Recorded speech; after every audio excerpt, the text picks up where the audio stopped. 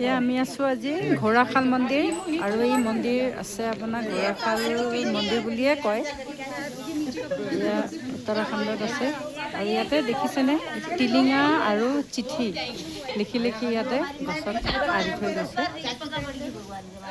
চবে নিজৰ নিজৰ মানে যিখিনি মানস আছে সেইখিনি ভাবি লৈ চিঠিত লিখি পেলাই এনেকৈ থৈ যাব লাগে আৰু ইয়াৰ মান্যতা অনুসৰি যোনে যি বিচাৰে সেয়া পায়।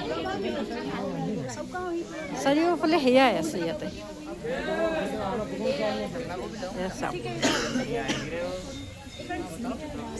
ইয়াতে কালভৈৰৱ মন্দিৰ আছে, মাতা কালী আছে আৰু বেলেগ কিবা কিবি মন্দিৰ আছে আপোনালোকে চাই।